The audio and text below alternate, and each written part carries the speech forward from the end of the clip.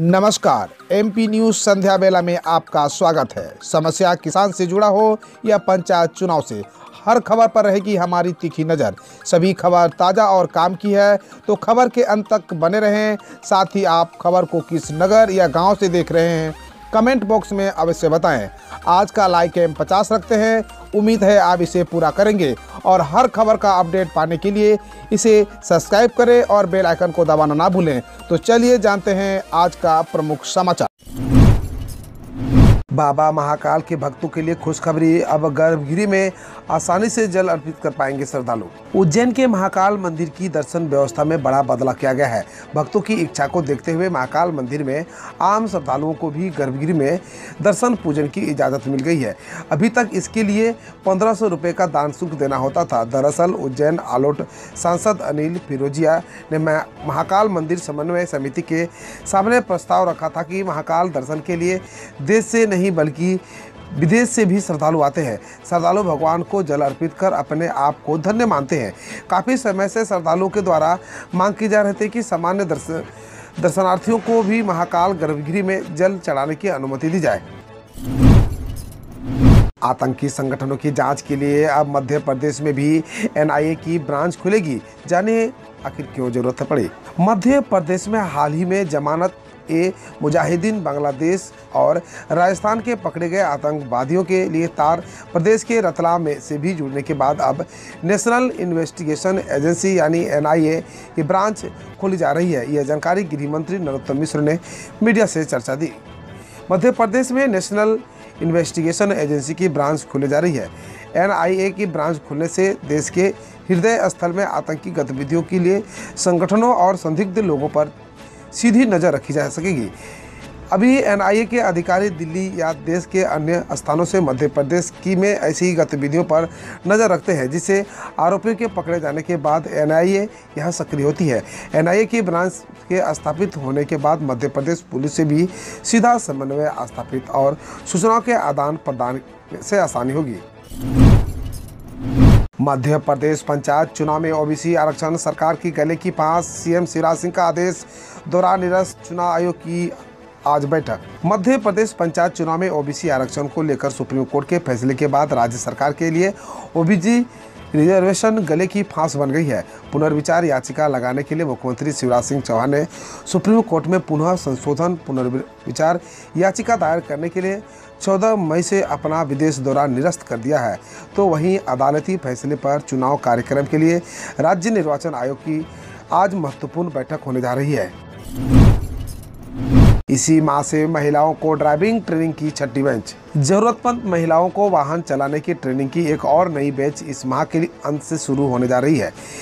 यह इस तरह की छठी बेंच होगी। इससे पहले की 5 बेंच में 200 से ज़्यादा महिला ड्राइवर तैयार हो चुकी है। जायंट्स के 3 संगठनों के पदाधिकारियों ने ली शपथ। जायंट्स वेलफेयर फाउंडेशन की फेडरेशन 7 के काउंसिल सदस्यों का शपथ विधि समारोह हुआ। इसमें फाउंडेशन के विश्व उपाध्यक्ष एसपी चतुर्वेदी, जो मथुरा के रहने वाले हैं, एवं सेंट्रल कमेटी के सदस्य श्याम गोयल के अतिथित्व में हिंदी साहित्य समिति के गर्भगृह में सभी ने शपथ ली। अतिथियों ने दीप प्रज्वलन समारोह का शुभारंभ किया। जायंट्स ग्रुप ऑफ मालवा एवं मालवा शैली ग्रुप के नए संचालक मंडल का शपथ विधि समारोह भी इस अवसर पर संपन्न हुआ। नगरीय प्रशासन मंत्री भूपेंद्र सिंह का इंदौर दौरा हुआ रद्द। नगरीय प्रशासन मंत्री भूपेंद्र सिंह का बुधवार 11 मई का इंदौर का प्रस्तावित भ्रमण कार्यक्रम अपरिहार्य कारण से स्थगित हो गया है।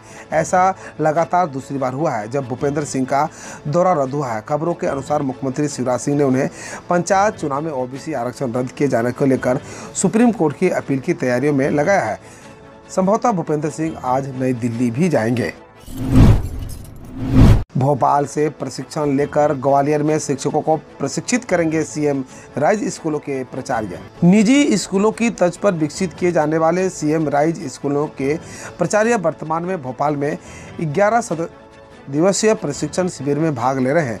इन प्राचार्यों को यह दायित्व दिया गया है कि वे भोपाल में प्रशिक्षण लेने के बाद उसके अनुभव शहर में अन्य शिक्षकों के साथ साझा करेंगे और उन्हें भी ऐसा ही प्रशिक्षण देंगे। वर्तमान में ग्वालियर में प्रस्तावित 8 सीएम राइज स्कूलों के प्राचार्य भोपाल में प्रशिक्षण प्राप्त कर रहे हैं। ग्वालियर में कॉलेजों में शुरू कराए जाएंगे धर्म कर्म से संबंधित कोर्स, वास्तु ज्योतिष भी सिखाया जाएगा। कॉलेजों में शुरू होने वाले नए शिक्षा सत्र में भारतीय ज्ञान, धर्म और विभिन्न पद्धतियों को आमजन तक पहुंचाने के लिए विभिन्न शिक्षण संस्थानों में नए कोर्स शुरू किए जाएंगे।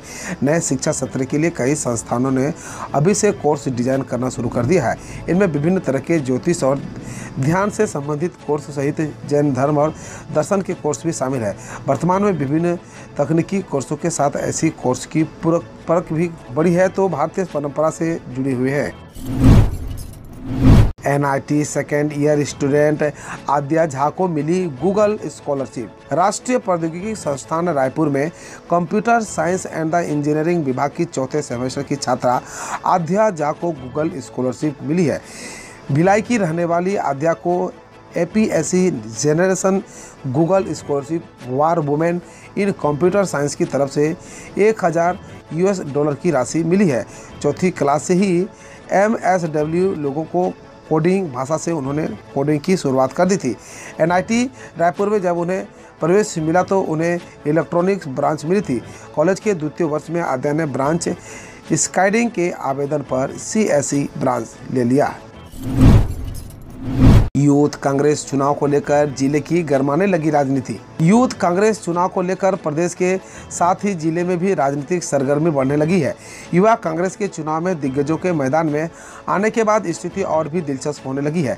दिग्गज खुलकर सियासी मैदान में आ डटे हैं। अब बैठकों का दौर भी शुरू हो गया है।